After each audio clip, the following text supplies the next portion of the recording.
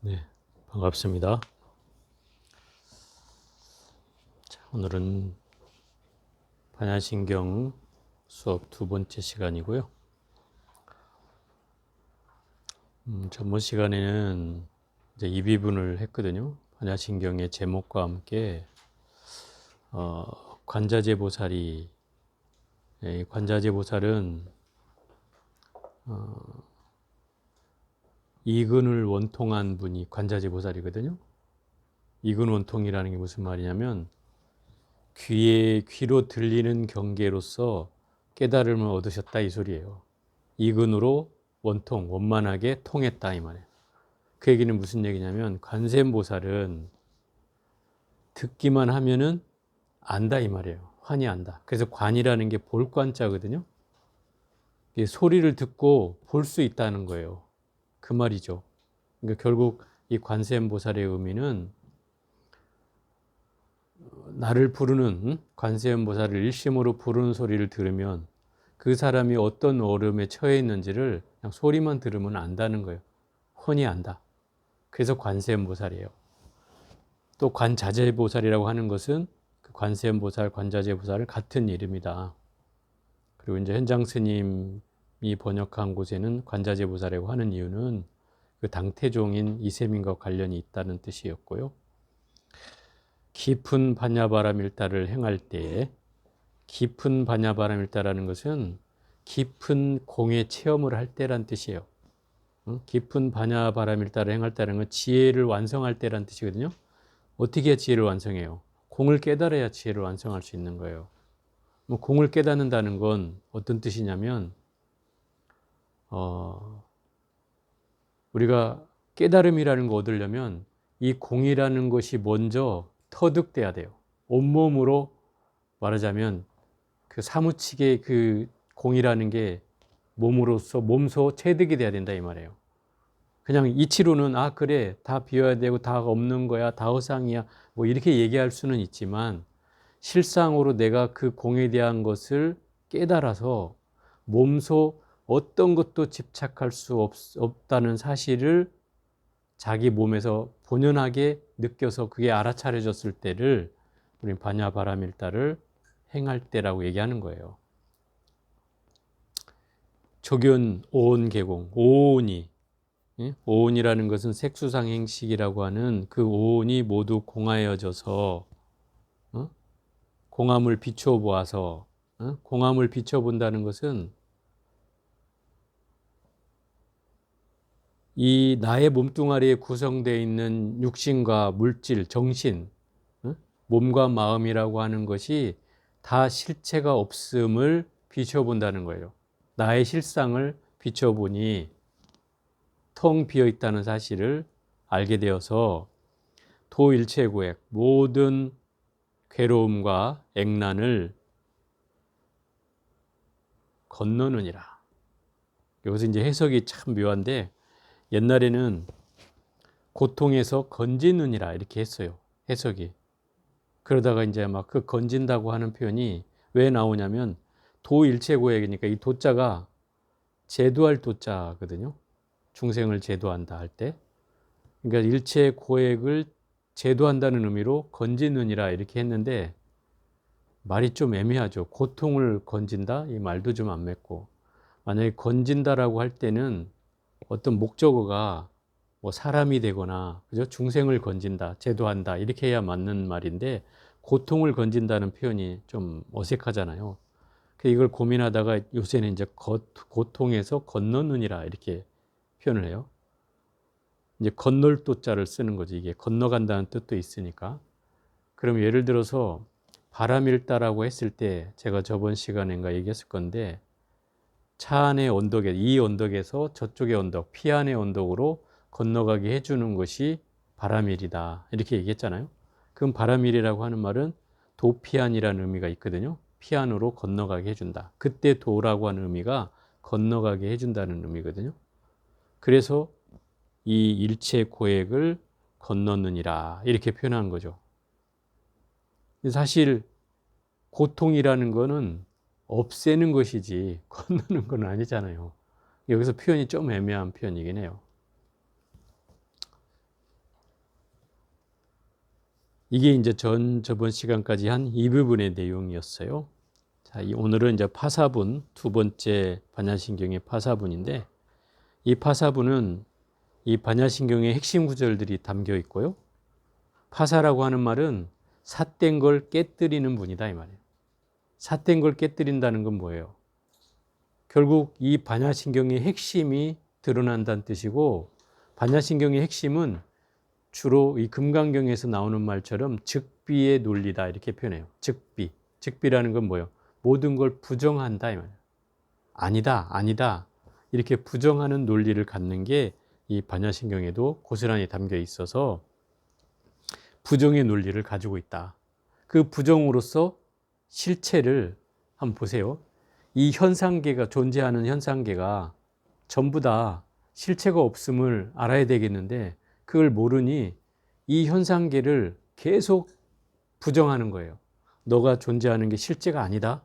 응? 네가 만지는 게 실제가 아니다. 네가 보는 게 실제가 아니다. 네가 듣는 게 실제가 아니다. 이거를 계속 깨서 정말로 아무것도 없는 텅 빈 자리로 나아가게끔 만드는 것이 바로 이 부정의 논리의 핵심이다 이 말이에요. 깨트린다는 건 그런 의미예요. 내가 가지고 있는 현상계의 잘못된 부분들을 자꾸 깨가지고 본질로 현정 들어가게 한다 이 말이에요. 바른 대로 나아가게 하는 거예요. 그 바른 거를 드러내게 하는 거죠. 그래서 이제 이 파사분의 의미가 있고요. 한번 읽어가면서 보겠습니다. 사리자여. 이 사리자라는 말은 누구를 말하냐면 사리불을 말해요. 사리불. 지혜제일 사리불이라고 하죠. 그럼 왜 사리자냐면, 원래 사리불이라고 하는 말은 버머에서 그대로 옮겨온 말이에요. 원래 사리푸트라라는 말인데, 그 말에서 이제 너무 이름이 기니까 사리불로 해서 한문으로는 요약해서 썼는데, 여기서는 사리자라고 한 것은, 사리라는 건 사리족, 사리 가문이란 뜻이고, 푸트라라고 하는 말은 아들이란 뜻이에요. 그럼 사리족의 아들 이런 뜻이겠죠. 사리 가문의 아들. 그게 사리자의 의미예요. 사리푸트라는 사리 가문의 자식이란 뜻이고, 그를 의역한 거죠. 사리라는 건 그대로 따오고 아들이라는 것만 의역을 해서 사리자여 이렇게 표현하는 거죠. 누가 부르는 거예요? 네? 관자재 보살이 부르는 거예요. 사리자에게. 사리자여. 색이 공과 다르지 않고 공이 색과 다르지 않으며, 여기서 이제 이 색불이공 공불이색, 색즉시공 공즉시색이라는 아주 중요한 불교의 핵심 구절이 이제 등장했습니다. 여기서 알아야 될 것은 이 색과 공이라는 걸 한번 우리가 미리 좀 공부를 하고 넘어가야 될 것 같아요. 그래야 이 말이 이해가 될 것 같아요. 색이라는 건 원래 그 오온에서 오온 했죠? 오온이 뭐예요? 색수상 행식이잖아요. 거기에 색을 말하는 거예요. 이 색이라는 말은. 루빠라고 해서 버모로는 루빠라고 하는데, 내 앞에 보여지는 대상, 물질, 이 모든 거를 다 루빠라고 해요. 내 눈앞에 펼쳐진 경계로 보여지는 것들이 있잖아요. 그게 다 물질이에요. 손으로 만져지고 내 눈으로 보여지는 그 모든 대상, 이게 루빠예요. 그러면 현상계로는 존재하는 것들이잖아요. 그죠? 근데 이것이 공과 다르지 않다. 공이라는 말은 이 수냐라는 그 버모로 수냐라고 하는 말인데, 텅 비어 있는 것이다 이 말이에요. 물질은, 예를 들어 색은 내 앞에 보여지는 대상이잖아요. 이 보여지는 것과 텅 빈 것이 어떻다고요? 다르지 않다는 거예요. 이게 이제 참 헷갈리는 부분이죠. 이제 아까 이 반야신경은 공사상을 얘기한다고 그랬어요. 저번 시간에도 얘기했는데, 공사상을 얘기하는 거예요. 공사상은 아까 말한 대로 이 세상에 존재하는 모든 것이 다 텅 비어 있다는 사실을 깨닫는 거예요. 텅 비어 있다는 사실을 깨달아요. 그럼 왜 깨달아야 될까요? 그거는 내가 지혜를 얻으려면 그 깨달음이 있어야 지혜를 얻을 수 있다는 뜻이고요. 그걸 통해서 부처로 나아갈 수 있다는 뜻이에요. 가장 핵심적인 거죠. 그러면 왜 공을 깨달아야 되는가 하면, 우리가 기본적으로 불교를 공부하건 또는 세상을 살아가건 간에 우리가 제일 많이 부딪히는 것들이 현상계에 대한 벽이잖아요. 현상계에 만나지는 대상에 대해서, 늘 눈은 취해가고, 그죠? 귀는 또 귀로 취해가고, 코는 코대로 취해가고, 입은 입대로 취해가는 이런 것 때문에 사실은 사람이 힘든 거거든요. 괴로운 거고요. 공이라는 건 그런 상황이 다 허상이라는 사실을 깨우치는 거예요. 그게 다 허상이다. 네가 다 속고 있는 거다. 이 사실을 깨우쳐 주고자 이 반야신경은 이 색불이공 공불이색을 얘기하는 거예요. 색이 공과 다르지 않다. 그럼 색이 텅 비어 있다고 하는 말이니까 또 사람들이 뭐라고 하냐면 그 너무 허무한 거 아닙니까? 응? 세상에 다 없다 그러면 너무 허무한 거 아니에요? 이렇게 여러분들도 그 얘기 가끔 하잖아요. 아, 불교를 본거하니까 너무 허무한 것 같아요. 이렇게 얘기해요. 그런데 여기에 대꾸가 뭐예요? 공은 또한 색과 다르지 않다라고 하잖아요. 그 허무한 것도 아니라는 거예요. 이게 말하자면 텅 빈 것이 또 있는 것과 다르지 않다는 거죠. 그러니까 있는 것이 텅 비어 있는 것이고 텅 비어 있는 것이 있는 거라는 거죠. 그러니까 존재에 대한 이해를 우리가 어떻게 해야 되는가 하면 첫 번째는 이 존재가 허망하다는 사실을 깨닫는 게 첫 번째고, 그죠? 그리고 나서는 어떻게 해야 돼요? 그 허망을 깨달은 후에 새로이 존재하는 것에 대한 것을 인정하는 거예요. 근데 거기에는 뭐가 없어요? 집착이 없는 거예요. 그래서 이 여기에 있다라고 하는 표현은 좀 다른 의미죠. 이미 공과 색과 공이 다르지 않고 공이 또한 색과 다르지 않다는 말은 그런 의미예요. 그게 반복됐다는 것은 그런 의미를 가져요. 이게 시간적으로 현상계가 우리의 보여지는 현상계가 다 이 색인데 이 색들이 다 텅 빈 이 공상과 다르지 않고 또 그 공상은 이 현상계와 다르지 않다. 이 현상계를 바라보는 시각에 대한 부정과 긍정을 다 얘기하고 있는 거예요. 근데 더 재밌는 거는 이제 그 다음 구절이에요. 색이 공과 다르지 않고 공이 색과 다르지 않으며 색이 곧 공이요 공이 곧 색이니. 색이 곧 공이라고 하는 말은 예를 들어서 색이 공과 다르지 않다는 말은 우리가 현상계를 인정하는 데서 나왔어요. 네? 현상계를 인정하는 데서 나왔어요. 그 현상계를 통해서 내 지금 손으로 볼을 잡으면 꽃이 피고 그리고 내 몸을 만지면 만져지는 대상이 지금 되잖아요. 그럼 이 색이라는 존재가 실제로 텅 비어 있는 상과 다르지 않다는 것을 깨닫는 것이 첫 번째지만 그 본질은 뭐냐면 본질은 결국 색이 바로 공이라는 사실이에요. 이게 본질이라는 거예요. 또 그러니 공이 곧 색인 거예요. 이거는 현상계를 통해서 다르지 않다는 사실이 우리가 알아지면 그 다음 단계가 뭐겠어요? 이제 본질로 들어가서 색 그 자체가 다 공이다.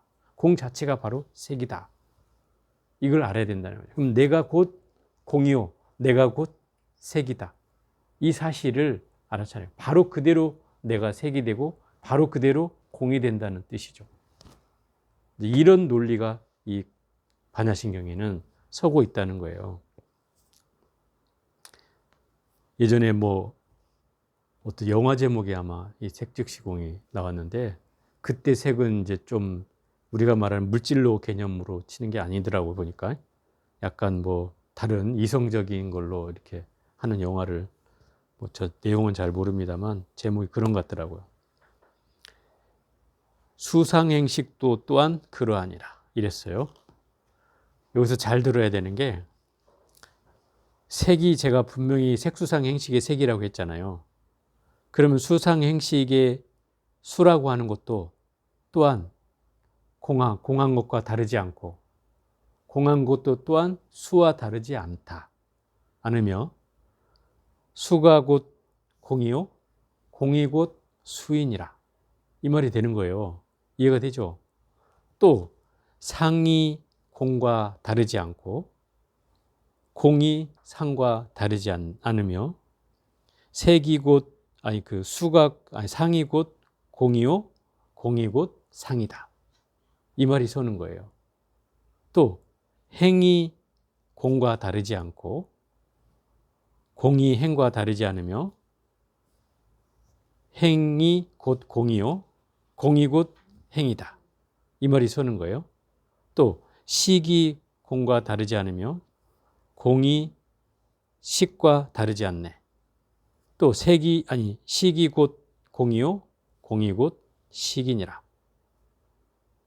이 말이죠. 수상행식이 그러하다는 말은, 이와 같다는 말은 이걸 지금 생략한 거예요. 줄인 거죠. 너무 장대하니까 이 반야경 계통 600부 경전을 270자로 줄이다 보니까 이런 표현들이 나온다 이 말이에요. 그래서 결국 색불이공 공불이색은 이 색수상행식이 온통 다 공에 다 걸려 있다는 뜻이고, 공과 다르지 않다는 뜻이고, 공이 바로 색수상행식 오온이 바로 공함을 얘기하고 있는 것이다 이 말이죠.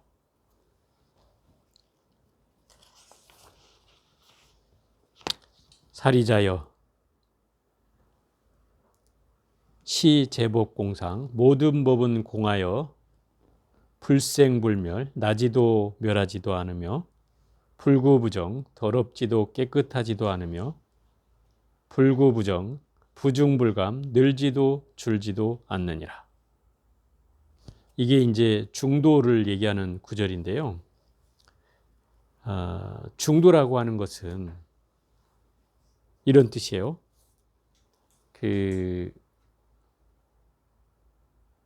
텅 비어 있다고 보는 것과 현상적으로 존재한다고 하는 것이 두 개가 양립될 수는 없지만 이 두 개를 하나로 보는 게 바로 중도예요. 그게 중도예요. 그래서 사리자여 모든 법은, 모든 존재는 다 공에서 자성을 가지고 있지 않아요. 여러분이 자성을 가지고 있어요? 어떤 사람이 이렇게 해요. 스님, 자성이 그 마음 아닙니까? 이렇게 얘기해요. 그럼 마음이 어디 있어요? 가지고 있어요? 마음은 있는 줄은 알죠. 그렇지만 어디에 딱 보여지냐 이 말이에요. 아니잖아요. 그래서 실체가 없다고 하는 거예요. 자성이 없어요.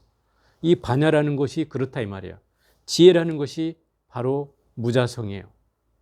또 이것은 연기법이에요. 연기법이라는 건 뭐예요? 서로 다 의존되어 있다는 거예요. 자기 혼자로 독립개체로 존재하는 물건은 이 세상에 단 하나도 없다는 거예요. 그게 연기, 무자성, 공이라고 하는 거예요. 이 논리를 우리가 이해해야 돼요. 그래야만 이 반야신경이 이해가 돼요. 이 반야신경은 이 세상을 부처님이 깨달음의 내용이면 연기법을 깨달았다 그러잖아요. 그럼 연기법이라는 건 결국 이 세상에 실체가 없음을 깨달았다는 뜻이거든요. 실체가 없다는 건 무슨 말이에요? 서로 간에 다 독립돼서 존재하는 존재는 없고 서로 의존해서 존재한다는 거예요. 그죠? 사람이 사람인 자를 하는 것도 누군가의 의지에서 서 있다는 뜻이잖아요. 그런 존재가 바로 사람이기 때문에 모든 존재가 그렇다는 거예요. 그래서 이게 자성이 다 없는 존재라는 거죠. 연기의 실체는 다 무자성이라는 뜻이에요. 실상에 자기의 성품을 가지고 있지 않다 이 말이에요. 그래서 공한 것이다 이런 거죠. 그래서 모든 존재는 공하라고 보는 거예요.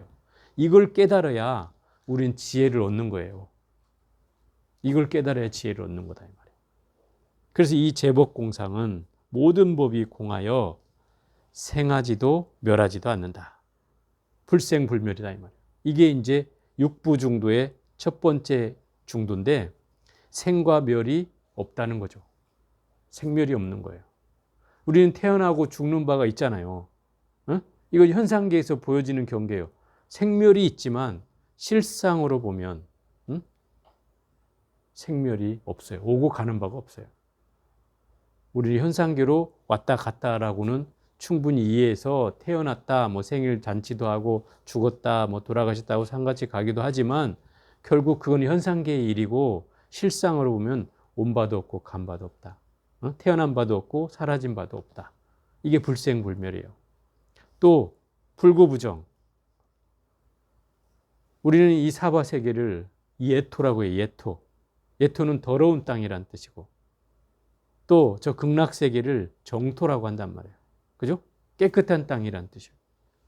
그러면 분명히 이 더러운 땅이 있으면 깨끗한 땅이 있어야 되겠죠. 근데 이게 현상계에는 당연히 예토와 정토가 있지만 실상으로 보면 예토도 정토도 없다. 더러움도 깨끗함도 없다 이 말이에요. 실상으로 보면. 그거를 얘기하고 있는 거예요. 중도의 핵심은 바로 거기에 있어요. 어디에도 걸리지 않는 거예요. 양변에 걸리지 않는 거예요. 그렇다고 적절하게 중앙에 서 있는 게 중도냐? 그건 아니에요. 불교에서 말하는 중도는 이 둘을 하나로 만들면서도 또 둘에도 걸리지 않는 거예요. 일이면서 이이고 이이면서 하나다 이런 거죠. 하나이면서 둘이고 둘이면서 하나다. 이런 경계가 중도의 의미예요. 중도가 사실은 어렵긴 하지만 이게 이제 공을 터득하면 그냥 중도로 들어가는 거예요. 뭐 중도는 따로 어떤 게 얻어지는 게 아니라 내 공을 터득하면 이 중도의 개념은 나한테 그냥 훅 들어오는 거예요. 그러니까 막 불교는 이런 개념들을 다 얻으려고 할 필요가 없다 이 말이에요. 어떤 수행이든 하나만 딱 제대로 하면 그게 터지면 다 터지게 돼 있다 이 말이에요. 원리가 그런 거예요. 그런데 사람들은 막 호기심에 이것도 하고 저것도 하고 다 해야 되겠다고 생각하지만 그렇지 않다 이 말이에요. 물론 나의 근기가 어떤지, 내가 좋아하는 게 무엇인지, 또 내가 잘 호기심 가지고 공부할 수 있는 게 무엇인지 찾는 건 중요한 일이지만, 그렇지만 결국 공부는 장황하게 할 필요는 없다. 하나를 뚫어서 계속 가다 보면 다 통하게 돼 있다. 설사 그게 기도여도, 또 경을 읽어도, 관세음보살을 불러도, 또 참선을 해도, 또 뭐를 해도 불교적 수행은 다 연결되게 돼 있다. 그러니까 굳이 다 할 이유는 없다 이 말인 거죠. 또 부중불감, 늘어나지도 줄지도 않아요. 여러분 늘어나는 게 뭐가 있을까요? 아마 세속적으로는 사람이 늘어난다고 얘기하겠죠. 사람이 늘어나. 그런데 우리 현상계로 보면 늘어나지만 실상에는 늘어나는 바가 없어요. 현상계로는 늘어나지만 또 줄어드는 것도 있잖아요. 근데 실상은 실상으로 보면 줄어드는 바도 없어요. 그러니까 이게 중도로 보면은 부중불감, 불구부정, 불생불멸이라는 거예요. 중도로 보면. 이것은 공이라고 하는 입장에서 또 현상계를 바라볼 때 현상계가 존재하긴 하지만 뭐라고 얘기해요? 잠시 있는 것이다 라고 얘기하잖아요. 잠시 있는 것이다. 그럼 공이라는 건 야 아무것도 없어 텅 비었어 라고 하는 그것과 둘이를 딱 놓고 보면 이 두 가지 경계에 치우치지 않는 것, 이게 중도예요. 그래서 이 중도라는 개념이 이 반야신경에서 나오게 됐다. 이 중도를 우리가 그 좀 더 전문 용어로 불교에서 쓰는 전문 용어로 얘기하면 이걸 진공묘유라고 해요. 진공묘유. 진공묘유.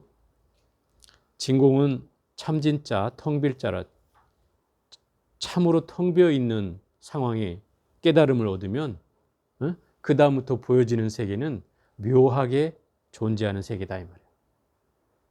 우리가 현상계가 분명히 있다고 했잖아요. 그게 가요라고 했잖아요. 이때 묘유는 뭐냐면 내가 공을 터득하고 나서 진공을 터득하고 나니까 이 현상계가 다르게 보인다 이 말이에요. 근데 여기에는 집착이 사라진 채 아까 얘기했잖아요. 집착이 사라진 채 이 존재가 보여지기 때문에 이걸 묘하게 있다라고 얘기하는 거예요.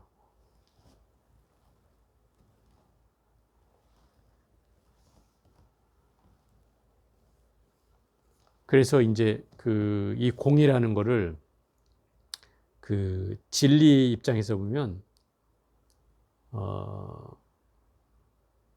부처의 세계에 존재하는 어떤 깨달음의 세계를 얘기할 때 이 공이라고 얘기하고 또 세속에서 어떤 진리를 얘기할 때를 우리는 가유다 이렇게 얘기하는 거예요.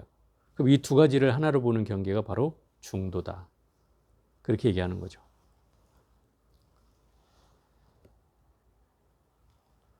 자, 그러므로 시고 공중무색, 공 가운데는 색이 없고 무색, 무수상행식, 수상행식도 없으며 무안이비설신의, 안이비설신의도 없고 무색성향 미촉법, 색성향 미촉법도 없으며 무한계 내지 무의식계까지도 없다. 안계에서 무의식계까지라는 것은 이런 거죠. 안이비설신의에다가 그 안이비설신의의 대상이 뭐예요? 색성양 미촉법이죠. 그러면 눈이 색을 만나서 일으키는 경계를 우리는 안식이라고도 하지만 여기서 말하는 표현을 하면 안계가 되는 거예요. 18개의 안계가 되는 거죠. 안계. 네? 눈으로 보여지는 세계가 펼쳐진다 이 말이에요. 또 귀로 소리를 듣게 되죠. 이가 성을 만나서 펼쳐지는 세계가 이계예요. 이계. 또 코가 향기를 만나서 펼쳐지는 세계가 비계예요. 비계. 그 다음에 혀가 맛을 만나서 펼쳐지는 세계가 설계죠. 설계. 그 다음에 몸뚱아리가 감촉을 만나서 일어나는 경계가 신계고요. 그리고 마지막이 여섯 번째가 의식이 대상을 만나서 이루어지는 경계니 이게 의식계다 이 말이에요.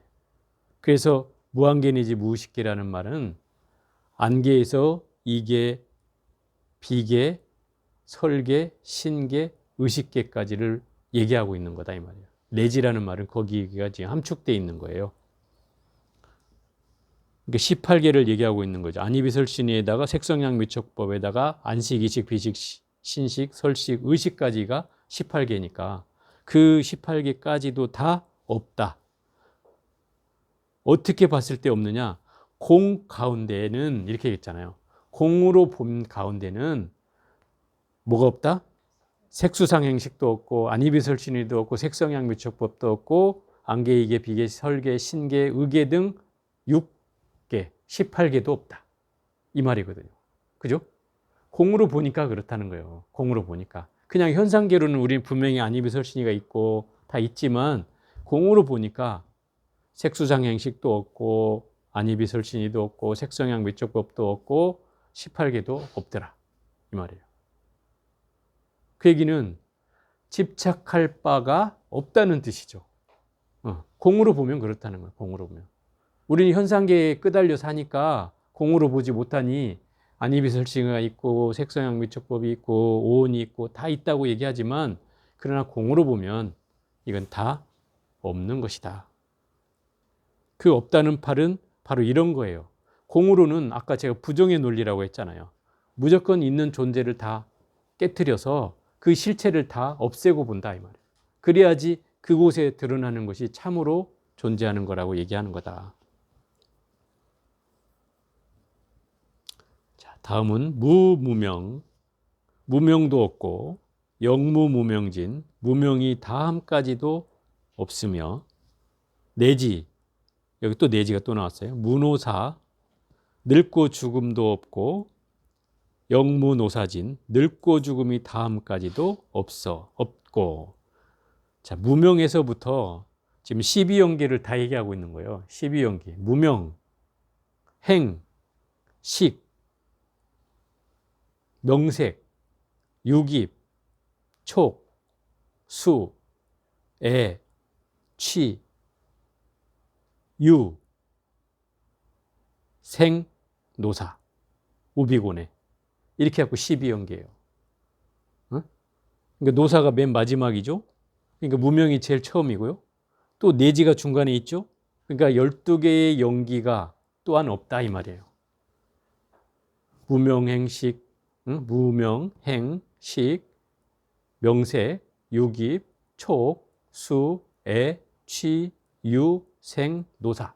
이 12개란 말이에요. 이 12개가 없다 이 말이에요. 그러니까 온 12처 18개도 없고 12연기도 없다 이 말이죠. 12연기는 부처님이 깨달으신 법이다 이 말이에요. 그 깨달으신 법도 공으로 보면 없는 거다. 없는 거다 이 말이에요. 자, 한 구절만 더 해볼게요. 무고진멸도 무지영무득 이무소득고. 이제 12연기도 없다고 했는데 이제 고진멸도도 없대요. 고진멸도가 뭐예요? 사성제죠. 사성제. 고집멸도도 없고, 고집멸도라는 것은 네 가지의 성스러운 진리를 말하는데, 이 인간이, 부처님은 다 괴롭다고 규정을 했어요. 이 세상은 다 괴롭다. 괴로움의 세계다. 이게 진리다 이렇게 얘기했어요. 부처님이. 괴로움 세계는 진리다. 이 사바 세계는 괴로움이 진리다. 근데 그 괴로움의 원인이 바로 집성제에 있다. 집은 뭔가 집착이 모여 있다는 뜻이에요. 그래서 그 집착이 모여 있기 때문에 괴로움이 생겨나는 거다. 그래서 그것을 소멸하는 길을 부처님은 터득을 했어요. 세 번째가 멸성제인데, 내가 열반을 얻고 보니, 그 멸이라는 건 열반이란 뜻이에요. 열반을 얻고 보니, 예? 열반을 얻고 보니 그것을 수행하는 방법이 있더라. 그 네 번째가 도성제잖아요. 길도자란 말이에요. 네 가지, 아니 그 네 번째 그 도성제가 팔정도를 얘기한다 이 말이에요. 내가 열반을 얻고 보니까 8가지의 이 길을 통해서 공부를 하면 이 괴로움을 없앨 수가 있겠더라. 그래서 팔정도를 얘기하고 있단 말이에요. 그래서 이거를 사성제라고 해요. 부처님이 깨달음을 얻고 나서 교진여동 오비구에게 제일 처음 설한 초전법륜의 내용이 바로 사성제라고 얘기해요. 깨달음은 우리가 부처님께 12연기법, 연기법을 터득하셨어도 법문은 이 사성제를 처음으로 설명하셨다 이 말이에요. 그럼 사성제가 말한 이유가 뭐냐면 이 세상은 괴롭다는 거잖아요. 부처님이 무엇 때문에 출가했어요? 생로병사에 대한 괴로움 때문에 출가했잖아요. 그래서 생로병사를 해결하는 것이 부처님 출가의 이유였어요. 그 생로병사가 뭐예요? 바로 그게 괴로움이잖아요. 그러니까 결국 이 연기법을 깨달았다는 것은 그 생로병사에 대한 괴로움을 해결했다는 뜻인 거죠. 그러니 이 사성제법이 이 연기법과 맞닿아 있는 구절인 거죠. 그죠? 그 괴로움이 바로 연기법이니까. 그걸 통해서 깨달았으니까. 고진멸도도 없으며 무지영무득, 지혜도 없고 어둠도 없느니라. 어둠도 없느니라. 이무소득고 얻을 것이 없는 까닭에 이랬어요. 이게 어디에 걸리냐면 아까 말한 대로 시고 공중무색, 공 가운데는 공으로 보니까 색도 없고 수상행식도 없고 안이비설신의도 없고 색성향 미촉법도 없고 18개도 없고 연기법도 없고 사성제도 없고 심지어 지혜도 없어. 반야바람이라는 그 지혜도 없어. 공으로 보니까 그것도 없어. 실상으로 보면 없어. 더군다나 무득, 얻을 바도 없어. 얻을 바도 없어. 이 얻을 바가 없다는 말이 바로 공이라는 개념이에요. 얻을 바가 없어요. 근데 우리는 이제 이 얘기하면은 아마 젊은 친구들은 그럴 거예요. 내가 지금 뼈 빠지게 이렇게 공부하고 열심히 노력하는 이유는 뭔가를 얻으려고 하는 짓인데 스님 얘기 들으니까 너무 허무해집니다. 그게 무슨 말입니까? 얻을 바가 없으면 우리가 뭔 노력을 합니까? 이렇게 얘기하겠죠. 이건 공으로 보기 때문에 그런 거예요. 현상계로 보면 당연히 얻을 바는 있겠죠. 그죠? 얻을 바는 있어요. 그렇지만 이 공으로 보면, 실상으로 보면 내가 얻는다고 하는 그 자체도 허망한 것이라는 거예요. 그래서 금강경에는 이걸 뭐라 그래요? 불가득이라고 하잖아요. 얻을 수가 없는 거라는 거예요. 아예 얻을 수 자체가 없는 거라는 거죠. 얻을 수 있는 게 뭐 있냐 이 말이죠. 실상으로 보면 얻을 수 있는 게 아무것도 없다는 거예요. 근데 여기는 얻을 바가 없다는 뜻이죠. 무소득이니까. 우리가 소득이 없네 이런 말 하잖아요. 에? 소득이 없네. 이게 옛날에 어른들이 많이 썼던 말이에요. 소득이 없구만 이러는데 그 소득이 우리 현상적으로 보면은 어떤 수입이나 돈이나 뭐 이런 물질이 없다는 뜻으로 우리는 이해를 하는데 그거보다는 소득이 없네라는 말은 나한테 얻을 바가 없다는 것이에요. 더 중요한 의미는 거기에 있다 이 말이에요. 그러면 우리가 말하는 무소유라고 하는 개념은 바로 이런 뜻이에요. 무소유. 무소유라고 하니까 사람들이 스님들이 아무것도 안 가져야 되는 거 아니에요? 응? 그래야 무소유죠. 이렇게 얘기하잖아요. 그러니까 전에 그 유명한 스님 풀소유했다고 한참 막 시끄러웠잖아요. 그럼 과연 소유를 하지 않는 것이 수행자인가? 이런 문제가 생기는 거죠. 근데 그것은 소유와 안 소유의 문제가 아니고 실상은 뭐냐면 이 본질로 보면, 공으로 보면 소득할 바가 없다는 거예요. 얻을 바가 없다는 거예요. 그게 무소유의 진정한 의미죠. 이 세상에 존재하는 건 다 얻을 바가 없는 거야. 허망한 거야. 이걸 깨달으라고 알려준 말이에요. 그게 무소유라는 말에는 그런 의미가 담겨 있단 말이에요. 너 갖지 마. 아무것도 갖지 마. 이런 뜻이 아니고 실상은 아무것도 공으로 보면 우리가 가질 바가 없다. 너 가지고 있어봐야 그거 얼마나 가니? 너 죽어서 가지고나 가냐? 가져올 거 아무것도 없잖니. 거기에 대해서 집착하지 마라. 괜히. 그거 가지고 있어봐야 괴롭기만 하다. 그걸 터득하라는 거예요.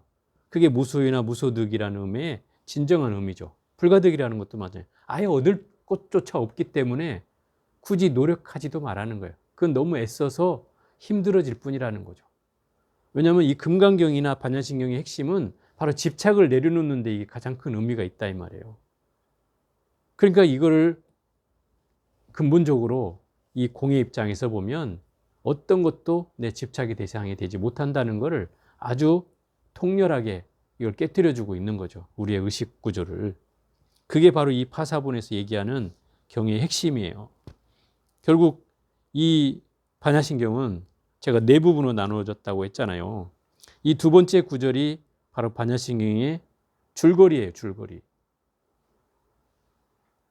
이 세 번째는 그 효능이 나오는 거예요. 공능이라고 하는 건 내가 이렇게 없는 공을 깨닫고 나면, 공을 터득하고 나면 없는 게 아니다. 실제로 공의 효능이 있다. 그 효능을 얘기하는 부분이에요. 이 3장은. 그러니까 참 재밌는 이 반야신경인데 없다고만 하지는 않는다 이 말이에요. 없다고 해놓고 또 얻을 게 있는 것이 있다. 이렇게 얘기한다 이 말이죠. 사람이 자꾸 허무하다 이러니까 그것만은 아니다. 있는 것도 있다. 이걸 또 얘기해 주는 부분이기도 해요. 그래서 애들 반야신경이 짧기도 하지만 재밌기도 한 부분인데 오늘은 여기까지 하고 다음 시간에 그 부분을 해보도록 하겠습니다. 수고들 하셨습니다.